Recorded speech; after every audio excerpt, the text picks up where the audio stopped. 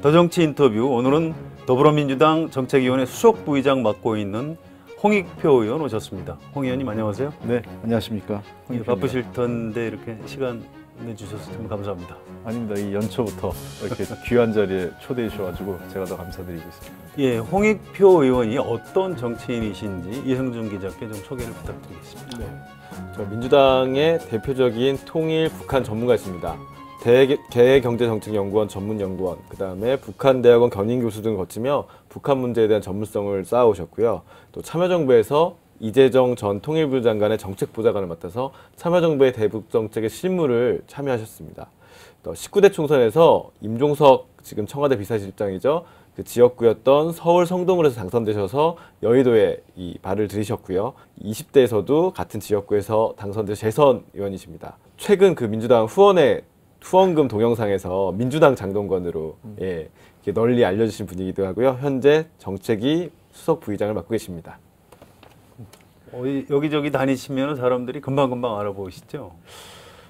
초선 때는 좀 잘 못 알아보셨는데 재선되고 나서는 조금 지역에서도 많이 알아보시고 네. 그리고 이 아까 말씀드렸던 우리 후원 동영상하고 이 손발이 오그라드는 제 흑역사 중에 하나가 이 선거 캠페인 때 문재인 1번가 이 동영상 찍은 것 때문에 좀 알아보시는 분들이 계십니다. 민주당 장동건이라는 호칭에 대해서는 어떻게 생각하십니까?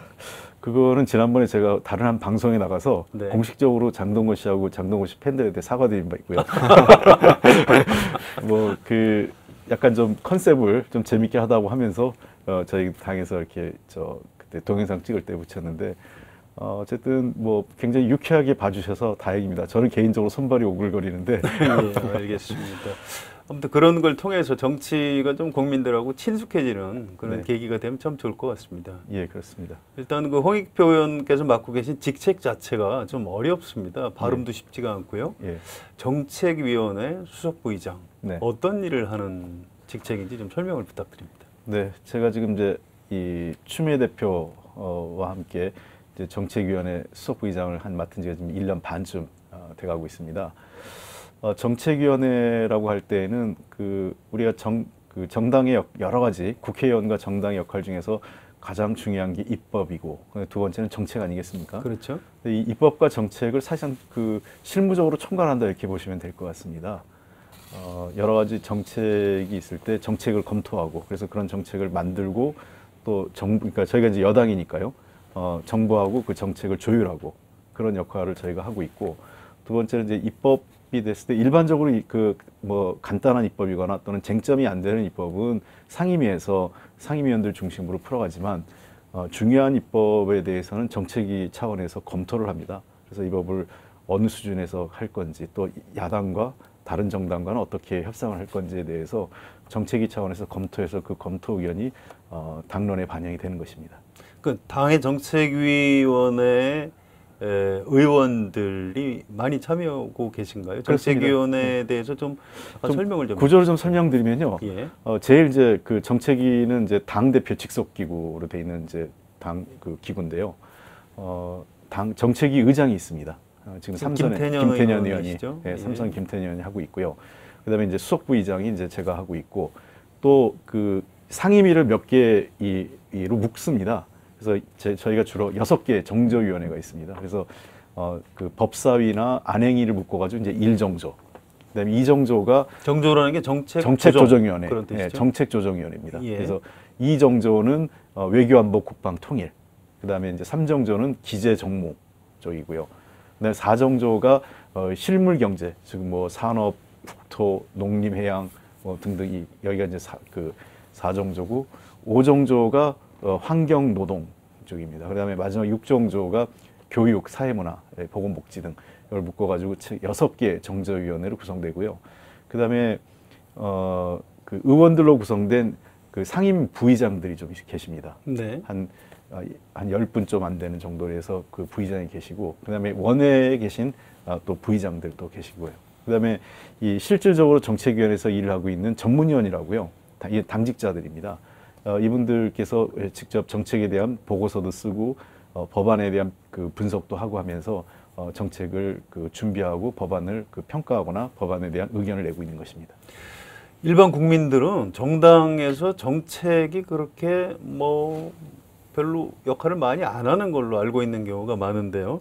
근데 실제로 이제 정치부 기자들은 좀 아는 일인데 당정 회의 또는 당정청 회의를 거의 매일 하고 계신 걸로 알고 있습니다. 예.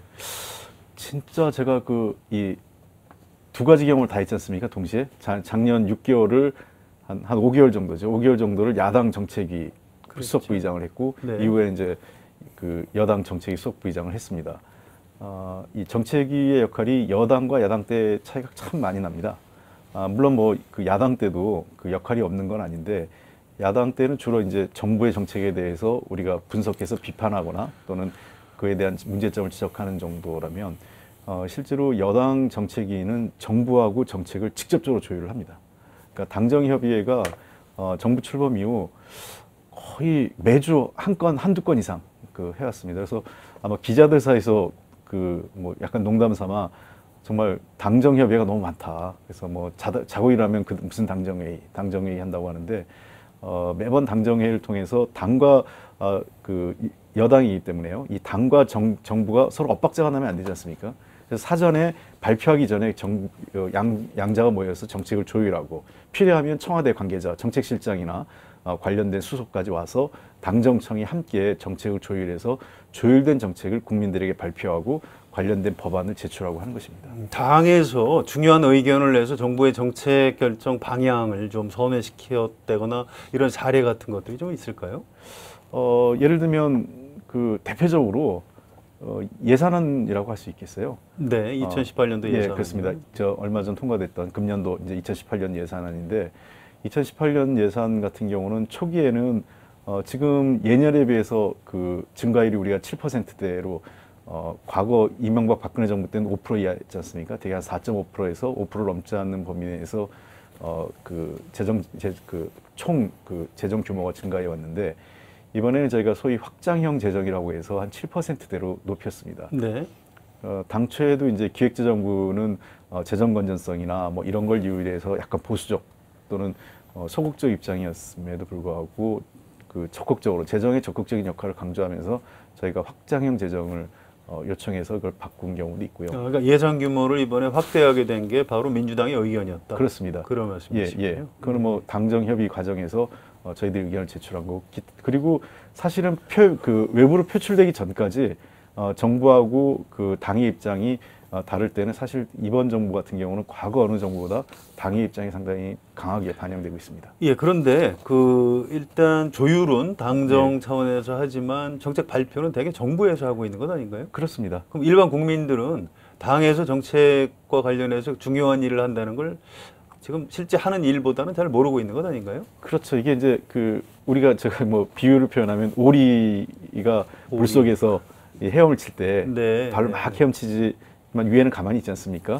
그렇죠. 예, 그런 것처럼 사실은 이 물 밑에서 당정청이 정책 조율을 상당히 밀접하게 하고 있습니다. 그래서 그 과정에서 잘 아시는 것처럼 정부 공무원들은 직업 공무원들입니다.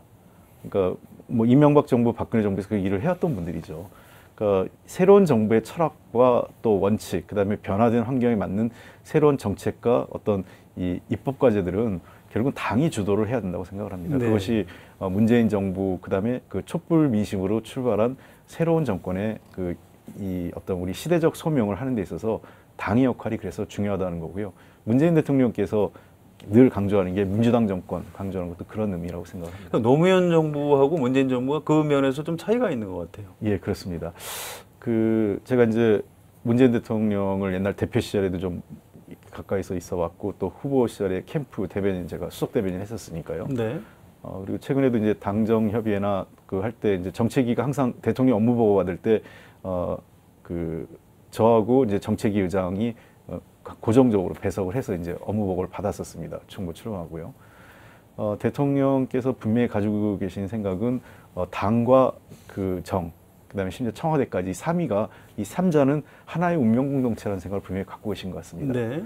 그러니까 지난 그 노무현 정부 당시에 다소 좀 당정 간의 엇박자, 뭐 그래서 좀 열린우리당대로 가고 노무현 정부는 노무현 정부대로 약간 이 당정 간의 엇박자가 그때는 일부러 좀 분리시킨 측면이 있었죠. 그런 거죠. 당정 분리, 당청 분리 예. 이런 식으로요. 근데 그게 당정 분리와 당청 분리가 권한과 소위 얘기해서 대통령은 대통령으로서의 권한, 당은 당으로서의 권한을 가지면서 뭐 예를 들면 과거 제왕적 어떤 총재, 제왕적 그 대통령으로 해서 모든 당의 권한을 대통령이 장악하는 이런 예. 것들에 대한 문제점이 지적되면서 분리하려고 했던 것이 그렇죠. 실제로 중요한 정책적인 업무까지 제대로 원활하게 하지 않는 그런 약간 혼선이나 문제점이 있었던 것 같아요.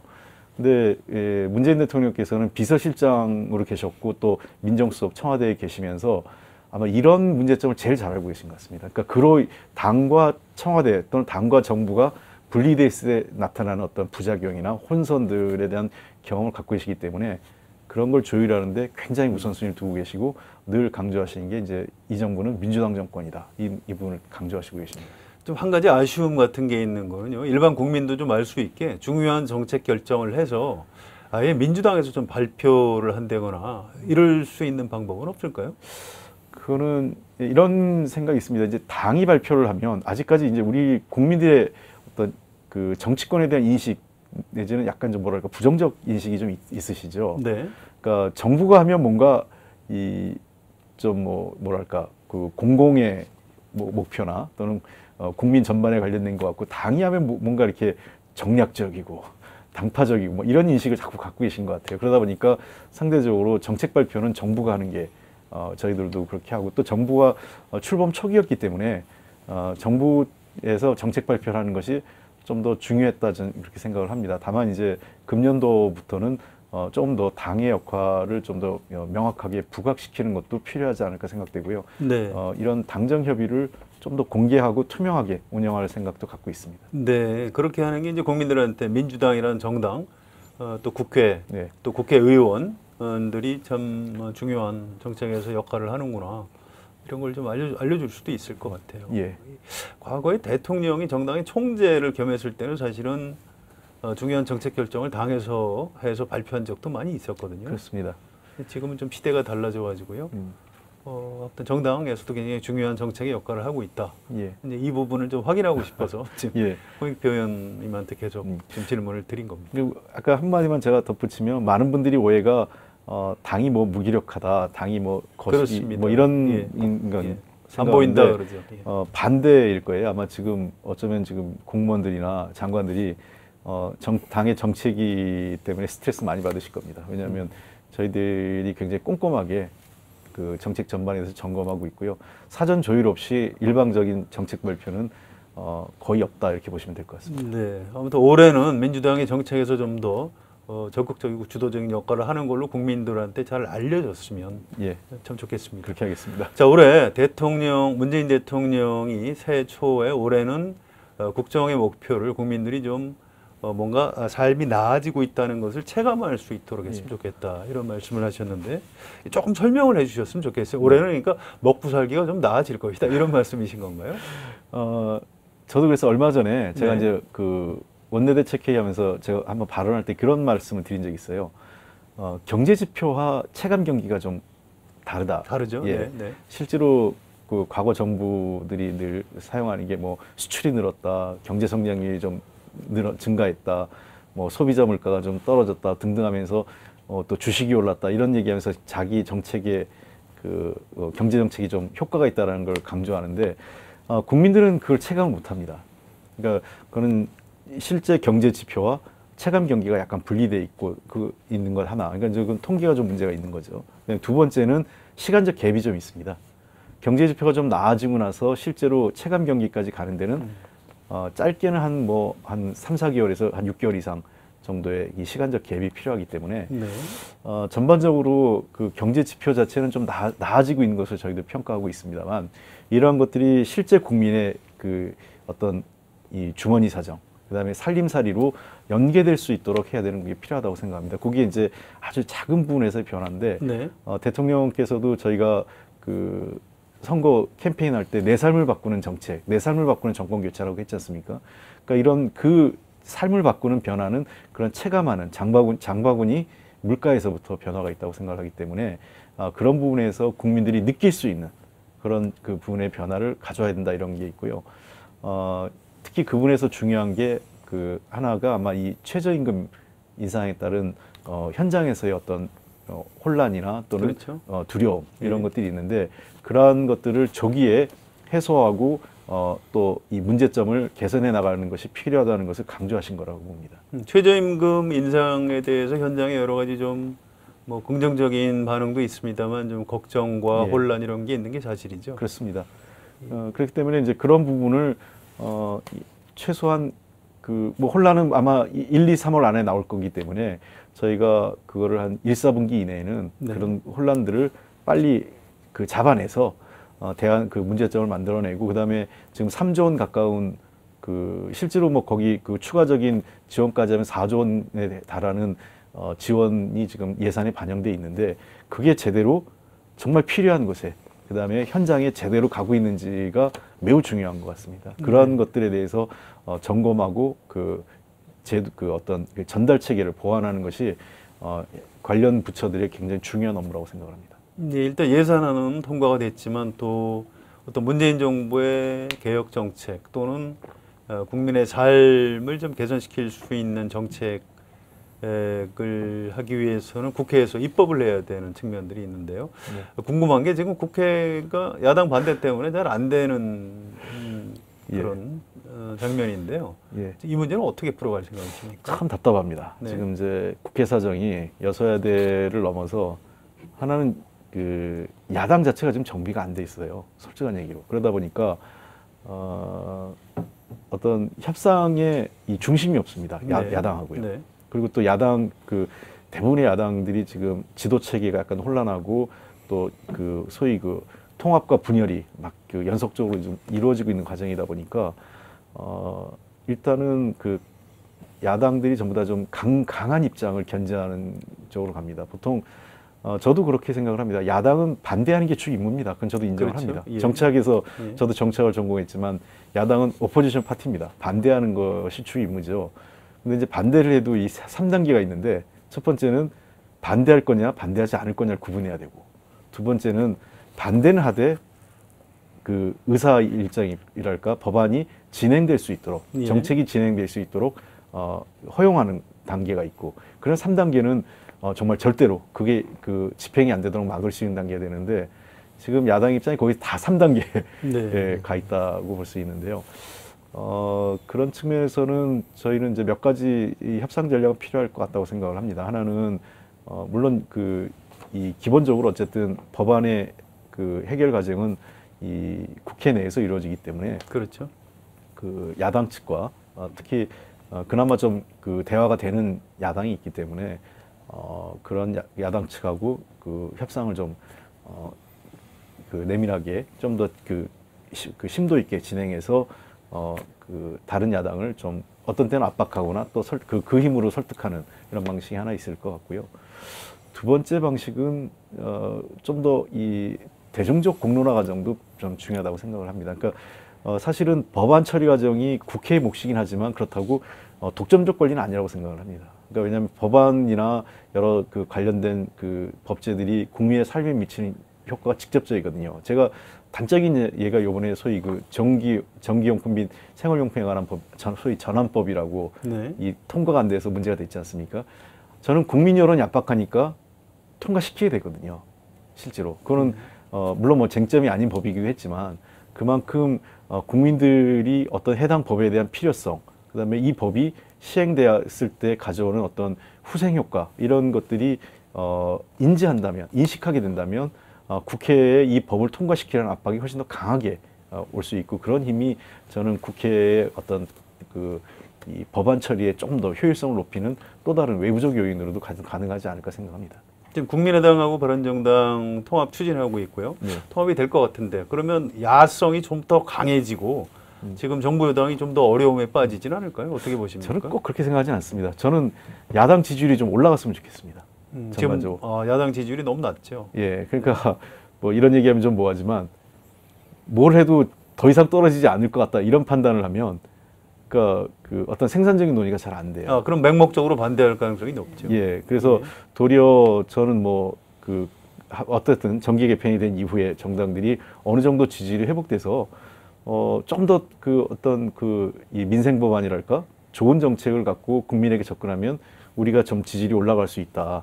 또 잘못하면 떨어질 수 있다. 이런 이 우려도 있고 기대감도 있을 때 저는 정치가 더 생산적으로 되지 않을까 지금보다는. 그래서 아까 제가 말씀드린 야당이 좀 정돈돼야 된다는 얘기는 그런 측면입니다. 네, 알겠습니다. 혹시 중장기적으로 연정이라든가 통합 같은 걸 통해서 국회에서 문재인 정부의 개혁을 추진할 수 있는 세력을 확보해야 된다. 뭐 이런 생각은 안 하고 계십니까? 현재 그런 거는 구체적으로 검토한 바는 없고요. 아마 청와대에서도 그에 대해서 검토하지는 않은 것으로 알고 있습니다. 그래서 네. 자연스럽게 어떤 정책 연합 정도 는 가능할지 몰라도 인위적인 통합이랄까 정계 개편 이런 가능성은 현재로서는 그리 높지 않다 생각을 합니다. 알겠습니다. 이승준 기자 좀 이어주실까요? 네, 그 전공 분야에 대한 질문을 드릴게요. 이제 남북 관계 후 한반도 문제인데 김정은 노동당 위원장이 신년사에서 어쨌든 평창 올림픽 참가 뜻을 밝히면서 지금 이 시각까지 이제 판문점 연락 채널까지 복원이 됐잖아요. 이제 대화의 가능성도 커지고 있는데 실제로 남북 대화가 이어질지 그리고 평창 올림픽에 이 선수들이 참가할지는 좀 전망을 어떻게 하고 계세요? 네. 저는 뭐 개인적으로 상당히 비교적 낙관적으로 전망하고 있습니다. 북한에서 상당히 이번 문제는 준비되고 계획된 신년사라고 저는 생각을 합니다. 잘 아시는 것처럼 뭐 일부 언론에도 보도했지만 매우 다양한 경로로 북한이 자기의 뜻을 전달해 온 바 이미 있습니다. 즉 평창올림픽이 성공적으로 개최하는데 자기들도 의견을 같이 한다라는 것. 그다음에 두 번째는 평창올림픽에 참가 의지가 있다는 점. 그다음에 전반적으로 남북 관계를 개선하고 대화의 물꼬를 트겠다는 것에 대한 어떤 북한 측의 의향이 있다는 점. 그리고 뭐 비핵화 논의는 아니지만 어쨌든 당장 지금 북한이 핵보유국을 선언한 상태이기 때문에 비핵화로 당장 이행할 수는 없겠지만 어쨌든 대화 자체를 뭐 미국을 포함한 어떠한 형태의 대화 자체를 뭐 외면하지 않겠다는 이런 여러 가지 시그널일까 자기들의 어떤 의향은 다양한 경로를 통해서 전달해 왔기 때문에 이번 신년사가 그렇게 새삼스럽다 이렇게 생각하지는 않습니다. 그런 측면에서 북한 이 정책 방향이라는 게 상당히 신중하고 또 오랜 기간을 거쳐서 결정된 거라는 점에서 당분간은 북한의 정책 기조가 이러한 정책 기조가 유지될 것으로 저는 생각하고 있습니다. 네. 이제 실무 협상 같은 게 이어지면 북한이 여러 가지 또 요구들도 할 수 있을 것 같은데 예. 이후에는 좀 평창올림픽 전후로 해서 좀 어떻게 바뀔 변화가 있을까요? 네. 우선은 뭐 가장 중요한 거는 우선 다행히도 이 남북 간의 대화 채널이 네. 복구됐다는 건 그 자체로 의미가 있습니다. 지금까지는 핸드마이크 들고 판문점에서 얘기해야 되는 그런 어떤 말도 안 되는 상황이었는데 어쨌든 서로 연락할 수 있는 통신선이 복원됐다는 것은 그건 뭐 굉장히 큰 의미가 있다고 생각을 하고 일단 남북 대화에 의미 있는 고위급 대화가 이루어질 가능성이 빠른 시일 내에 이루어질 것으로 저는 전망되고요. 그와 함께 덧붙여서 갈 수 있는 게 저는 이제 인도적 차원에서 이산가족 상봉이 있고 여러 가지 후속 조치가 뒤따를 것으로 생각됩니다. 그다음에 평창올림픽 또 패럴림픽 다 이어져 있기 때문에 그것이 2월, 3월 말까지는 그런 어떤 소위 올림픽에 따른 여러 부대 효과가 따라가고 자연스럽게 그러면은 이 다가오는 6.15 행사 또 8.15 행사 등등 남북 간의 이 긍정적인 계기성이 있는 이 시점들이 있습니다. 그런 것들을 잘 활용한다면 금년도 상반기부터 한 10월 달까지 남북 간에 의미 있는 대화와 교류가 있지 않을까 저는 생각을 합니다. 그러니까 문재인 대통령이 한반도 운전자론을 말씀하셨는데 지금 국면에서는 그럼 이 운전자론이 어느 정도 기능을 할 수 있다고 보시는? 그래서 이제 저는 운전자론 그게 큰 의미가 있다고 생각하지는 않습니다. 그게 이제 괜히 이명박 정부 때 운전석을 우리가 줬다. 그러면서 사실은 이게 만들어진 프레임이 이명박 정부 때 만들어진 거지. 그 전에 한 번도 누가 운전대를 쥐었느냐 이런 걸 생각하지 않습니다. 저는 도리어 우리는 우리가 운전해야 될 차량이 있고 미국은 미국이 운전할 차량이 있다고 저는 생각을 해요. 왜냐하면 한미 관계가 동맹 관계지만 모든 이해관계가 똑같지는 않습니다. 그러니까 우리는 우리의 관점에서 미국과 함께하는 것과 우리만이 가지고 있는 생각이 있고요. 또 우리만의 이해관계가 있고 마찬가지로 미국도 미국대로의 이해관계와 또 우리와 함께해야 되는 이해관계가 따로 있는 거죠. 그래서 때로는 같이 타고 가는 거고요. 때로는 각자 가는 겁니다. 근데 큰 방향에서 그 방향이 한반도의 평화와 안정, 그 다음에 번영으로 가는데 긍정적으로 가자는 것이 뭐 한미 공조 또 한미 동북아 협력이지 늘 항상 같은 차 타고 그때마다 누가 운전하느냐 운전 안 하고 뒤에 타고 가는 게 제일 편하죠. 네. 이제 한편에서는 김정은 위원장 신년사가 이제 미국을 어떻게 보면은 미국과는 대화할 생각이 별로 없다라는 분석도 하고 실제로 이제 트럼프 대통령은 트위터에 우리도 핵단추 있다는 반응을 보였고 그다음에 그 맥메스터 미국 NSC 보좌관 같은 경우에는 미국과 한국 사이를 멀어지게 하려는 어떤 뭐 전략이다 이렇게 비판을 하고 유승민 바른당 대표가 바로 그 말을 받아서 이건 문재인 정부 들으라고 하는 말이라고 했잖아요. 근데 이거는 어떻게 봐야 할까요? 네. 글쎄요, 그거는 아직 미국도 제가 미국을 가본 느낌인데 미국이 이렇다, 미국의 생각이 이렇다라고 얘기하는 건 다 거짓말입니다. 그건 네. 그리고 잘못 읽은 거고요. 네. 내가 만난 누구가 그렇다라는 게 정확해요. 한국 사회에서 북한 문제에 대한 생각이 매우 분열돼 있고 각양각색이듯이 제가 워싱턴을 가보면 워싱턴에 만난 모든 사람의 생각이 10명을 만나면 10명이 다 다릅니다. 어떤 사람은 소위 우리나라에서 뭐 흔히 얘기하는 친북, 종북에 가까울 정도로 훨씬 더 급진적인 분에서 뭐 우리 태극기 집회까지 나가는 그런 아주 보수적인 생각을 가진 사람까지 워싱턴에도 다양한 시각이 있거든요. 그러나 대체적으로 모아지는 것들은 워싱턴의 일반적인 시각은 북한하고의 대화가 불가피하다. 힘으로 해결할 수 없는 상황에서 어차피 대화로 가는데 어느 시점에서 어떻게 대화할 거냐에 갖고 약간의 견해 차이가 있는 것이 일반적이거든요. 저는 미국의 트럼프 대통령의 트위터에 우리가 자꾸 일희일비할 필요 없다고 생각해요. 이미 트럼프 대통령의 SNS에 대해서 미국 내에 훨씬 더 비판 여론이 높습니다. 핵단추를 그렇게 쉽게 얘기하는 게 미국 대통령으로서는 적절치 않다라는 게 우리의 비판이 아니라 미국 내 비판이고요. 그리고 미국에서 그런 우려를 할 수 있고 그거는 미국이 그런 시그널을 할 수 있다고 생각하고요. 아까 제가 말씀드렸지만 우리의 생각과 미국의 생각이 다르다는 것도 있기 때문에 그러나 기본적으로 한미 간에는 그러한 것들을 갈등이나 또는 공동의 목표를 통합 조정 관리할 수 있는 역량을 가지고 있다는 거죠. 그래서 유승민 대표 얘기는 저는 그분은 뭐 맨날 안보는 보수, 경제는 진보라는 어떤 기계적 사고에 좀 갇혀 있는 거 아닌가 싶어요. 그러니까 안보는 보수가 아니라 안보는 책임지는 겁니다. 그걸 뭐 안보는 보수라는 틀에 갇혀서 얘기하는 거는 때로는 보면 홍준표 대표와도 못하다고 생각해요. 네.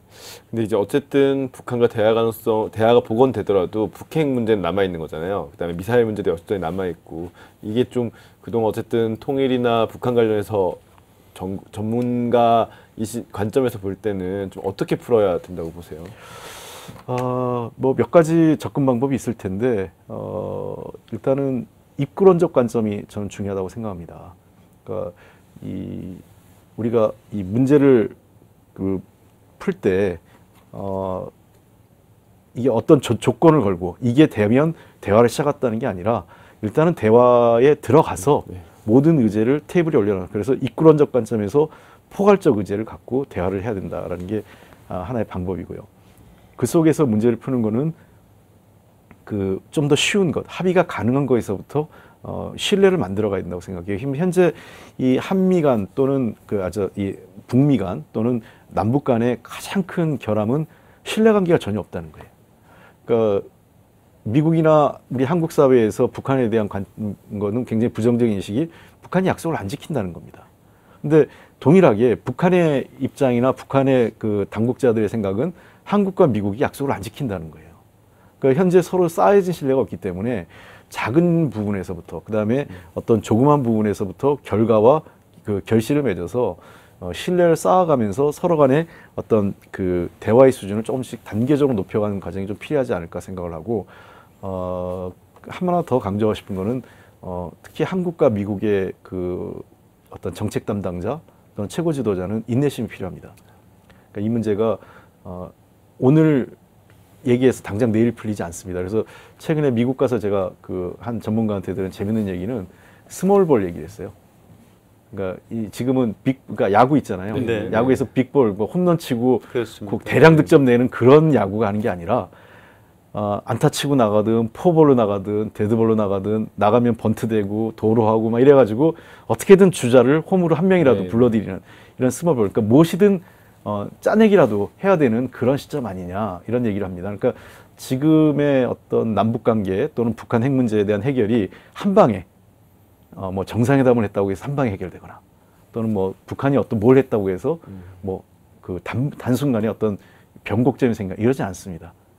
그렇기 때문에 그 너무 높은 기대감보단 인내심과 어떤 장기적 안목을 갖고 이 문제를 좀 풀어가려는 그런 이 의지가 또는 어떤 그 비전이 필요한 시점이 아닌가 생각됩니다. 뭐 이 질문 사실 좀 먼 질문일 수 있는데 그동안 북한 정권이 출렁이면서 통일에 대한 전망이 점점 멀어지고 통일이라는 얘기도 사실 잘 안 하게 되잖아요. 근데 전문가가 보시기에는 통일이 그래도 언제쯤은 될 것이다 이렇게 좀 예상해 볼 수 있나요? 네. 근데 저는 사실은 네. 그 제가 몇 번 세미나장에서 했던 얘기는 네네. 통일을 생각하지 말라고 합니다. 음. 왜냐하면 이 남북한의 역사를 보면 통일을 강조할 때 남북 관계가 좋은 적이 없어요. 그리고 통일을 강조한 지도자가 도리어 남북 관계를 훨씬 더 어렵게 했고요. 역사적으로 보면 그 북이 고려 연방제를 제기했을 때나 네. 또는 우리가 그 소위 얘기해서 통일론을 네. 강력하게 주장했던 뭐 유신헌법도 사실은 그 통일과 관련된 게 굉장히 핵심이었지 않습니까?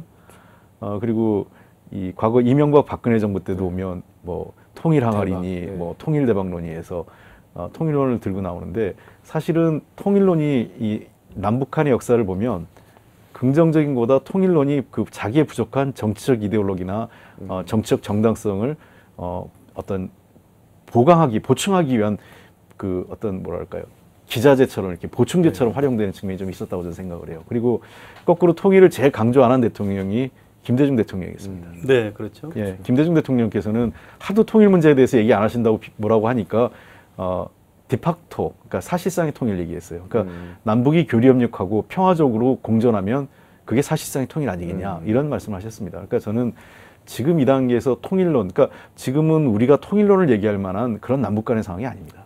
그러니까 낮은 단계에서의 교류협력과 군사적 대치를 넘어서는 평화적 공존을 할 수 있는 단계까지 가느냐 안 가느냐가 지금 현실적인 목표이기 때문에 지금 통일론을 얘기한다는 거는 거꾸로 얘기해서 그거는 뭐 누가 먹히느냐 이런 논쟁으로 갈 수밖에 없다는 측면에서 그다지 저는 남북관계 개선이나 그 평화적 공존에 통일론이 자체가 도움이 되지 않는다. 저는 이렇게 생각을 합니다. 그래서 진짜 통일을 원하면 통일을 생각하지 마라. 이렇게 말하고 싶습니다. 네. 좋은 답변. 역시 한반도 문제에 대해서 아주 깊이 있는 분석 전망해 주셔서 참 감사드리고요. 그런데 이제 그 대외 여건은 조금씩 풀리는 기미도 보이고 또 경제도 이제 문재인 정부에서도 열심히 하고 있고 민주당에서도 이제 여러 가지 열심히 이제 하고 있으니까 잘 될 것 같은데 그런데 우리나라가 이제 정부 또 정당에서 이제 정치적인 그 절차 이런 것들을 잘 못 풀어나가면 또 그 어려움을 겪게 되는 그런 측면이 있는 것 같습니다. 그래서 정치적인 문제에 대한 질문도 몇 가지 좀 드리고 싶어서 이어가겠습니다. 문재인 대통령 지지도가 지금까지 굉장히 높은데요. 네. 그 이유가 뭐라고 생각하십니까? 뭐 제일 큰 거는 어떤 문재인 대통령의 소통과 어떤 탈권위적 그 이식이라고 생각을 합니다. 그러니까 굉장히 국민에게 다가가려고 하는 본인이 후보 시절에 말씀하신 게 그 광화문 대통령 얘기하시지 않습니까? 실제로 곳곳에서 그런 것들을 체감하는 그다음에 그 국민이 어렵거나 어떤 아픈 현장에서 공감하는 모습을 보임으로써 대통령의 지지율이 좀 유지된다고 생각을 하고요. 또 다른 측면에서는 그 일종의 뭐랄까 이제 반사 효과도 있다고 생각을 합니다. 네, 야당이 너무 못하니까. 야당이 못하고 또 전임 대통령에 대한 전임자. 어떤 비교. 네. 우리가 보통 뭐라네 그 구관이 명관이란 말을 많이 들어서 네. 있는데 지금은 그렇진 않죠. 그러니까 워낙 그 전임 대통령이 탄핵되는 과정에서 올라서다 보니까 그런 반사 효과도 좀 있다고 저는 생각을 합니다. 그래서 당분간 대통령의 지지율이 한번 금년까지는 어느 정도 그런 반사 효과도 있고 대통령이 소통하는 모습으로도 유지될 수 있다고 보는데 네. 그래서 대통령께서 말씀하시는 체감하는 그 경제, 그러니까 국민의 삶을 바꾸는 정책으로서 결과적으로 금년 말쯤은 뭔가 가시적인 결과, 네. 그다음에 국민이 체감하는 변화를 보여줘야만 이 지지율이 뭐 조금은 낮아지더라도 유지 네. 또는 뭐 소폭 하락하는 정도에서 가능하지 않을까 저는 생각을 합니다. 알겠습니다. 자, 일각에서는 이른바 적폐청산에 대해서 이건 정치보복이다. 야당에서 이제 그렇게 주장하고 있고요. 또 더불어민주당 안에 지금 적폐청산위원회가 아직 활동 중이죠. 네. 그래서 이제 과거 정권에 대한 검찰의 수사 이런 걸 자꾸 정치보복 프레임으로 비판하는 그런 시각이 있고 또 약간 뭐 피로감을 호소하는 사람들도 있습니다. 자, 이 문제를 이거 어떻게 풀어나가야 될까요?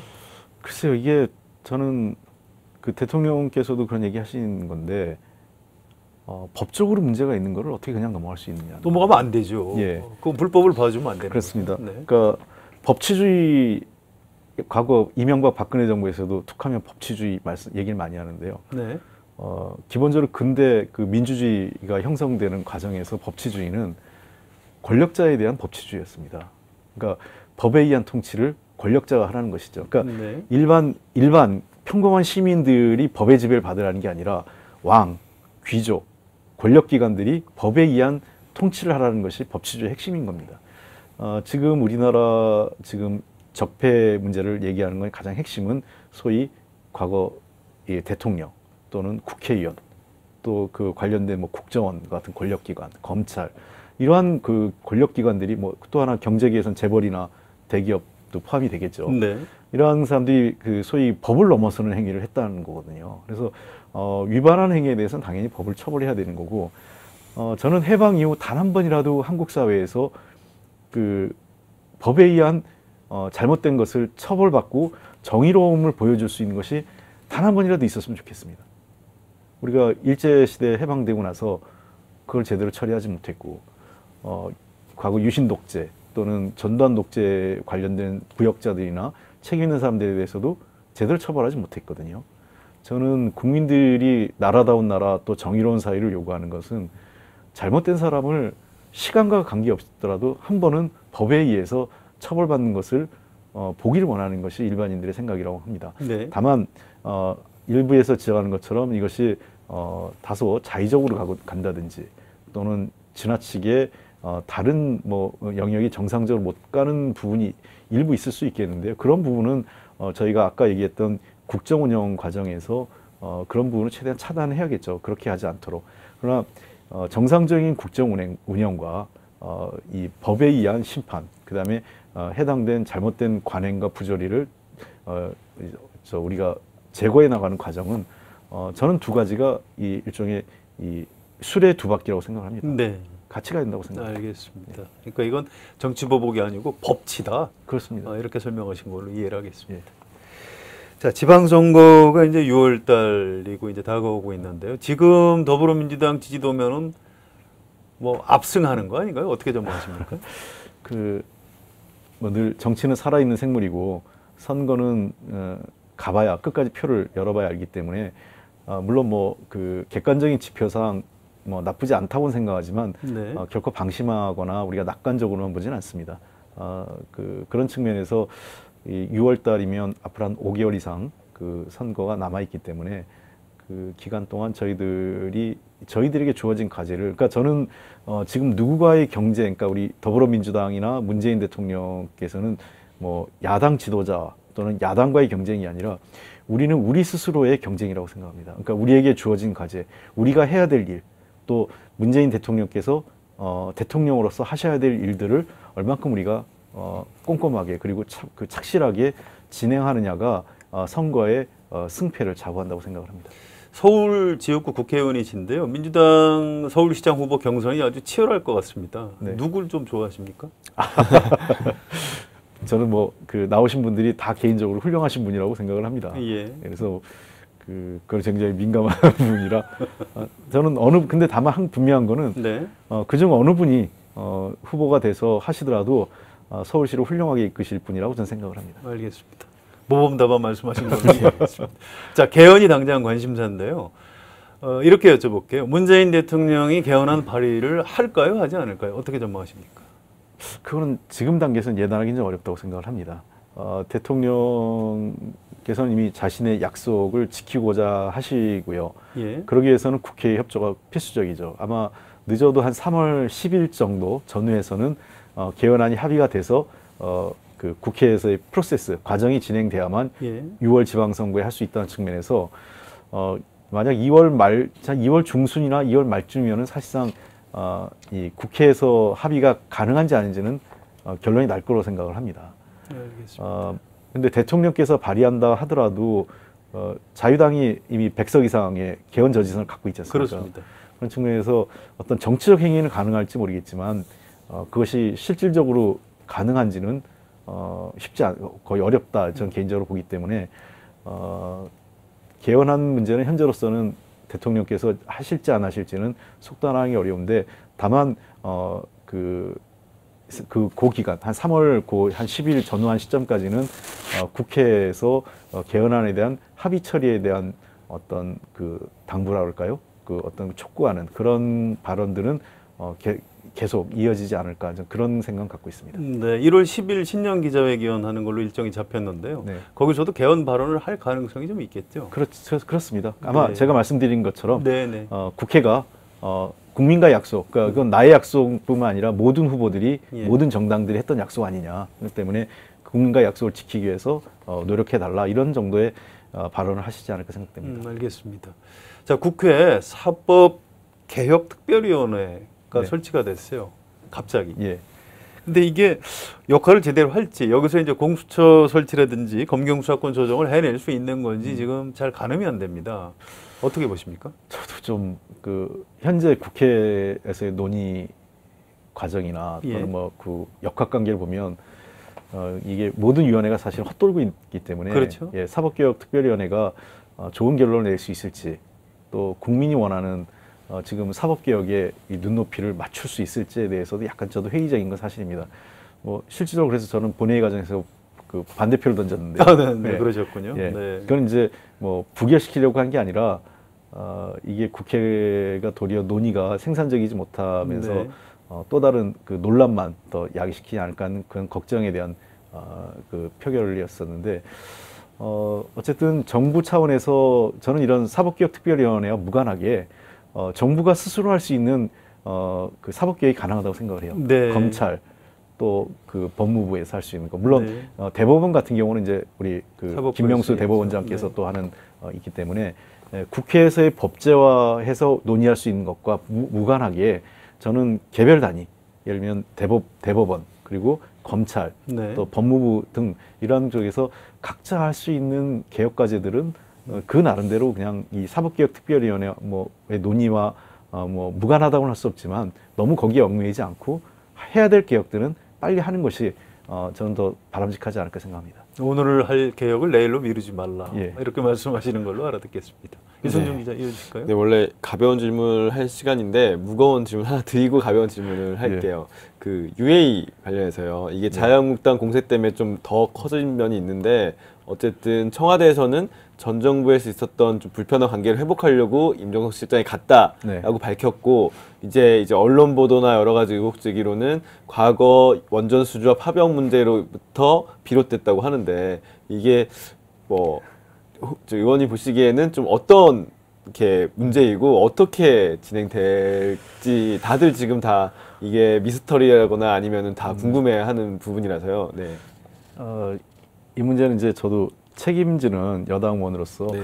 더 이상 논란이 안 됐으면 좋겠다 생각합니다. 네. 왜냐하면 뭐 과거 정권과 관련된 문제를 우리가 우린 국내적으로 할 수 있죠. 우리 국내법과 관련돼서. 근데 외교적 현안은 조금 더 다른 문제들이 있는 것 같아요. 그리고 그 UAE 국가의 어떤 특성을 정치 구조의 특성을 좀 잘 이해해 줬으면 좋겠습니다. 거기는 왕정 국가거든요. 그러니까 왕정 국가의 그 사실상의 실력자와 관련된 또 그 실력자가 그 직접 나선 문제이기 때문에 그쪽에서 우리 그 대통령 실장을 요구한 거죠.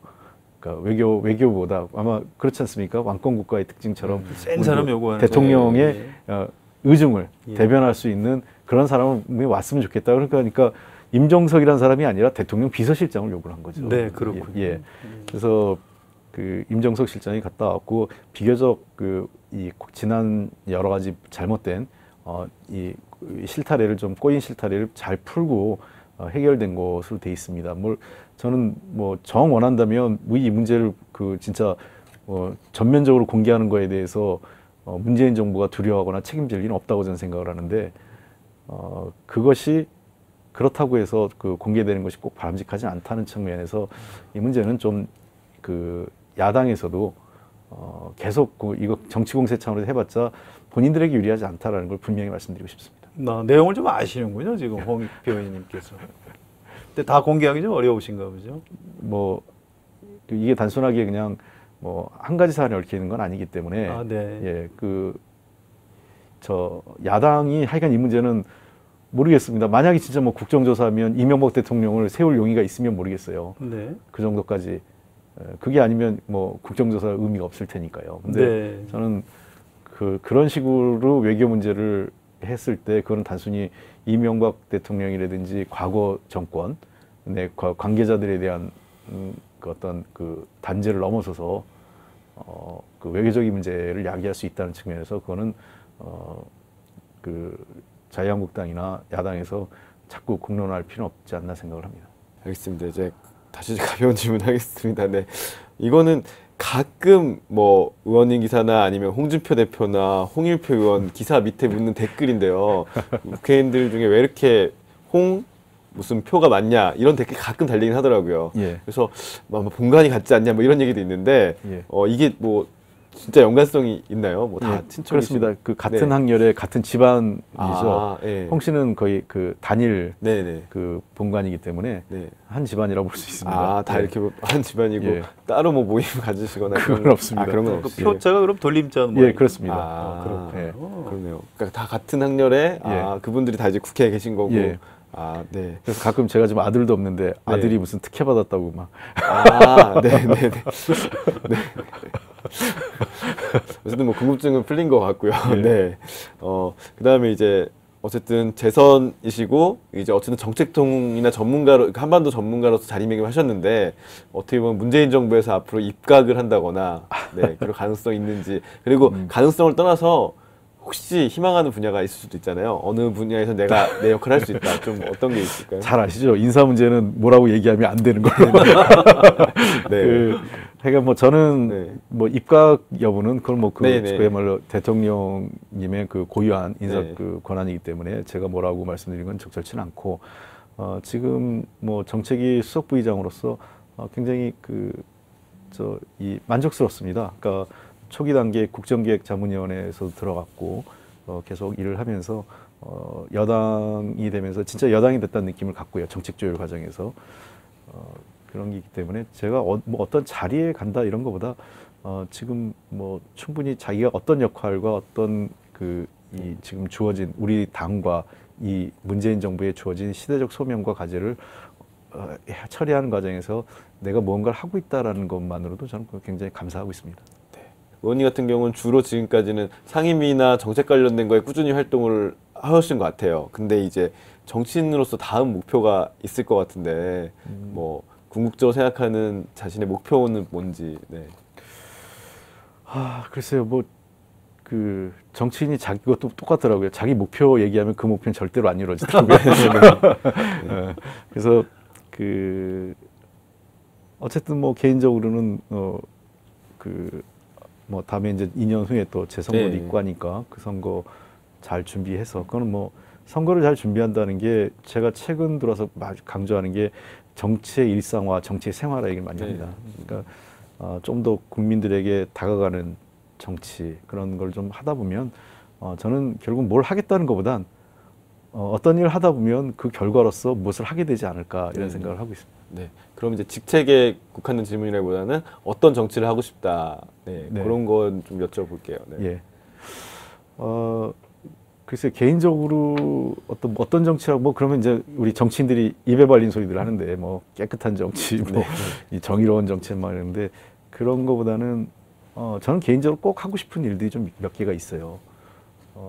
우선은 제가 지금까지 꾸준하게 해왔던 이 남북 관계나 한반도 평화, 동북아 지역과 관련된 그러한 일들에 대해서 계속적으로 좀 해보고 싶은 생각이 하나 있고요.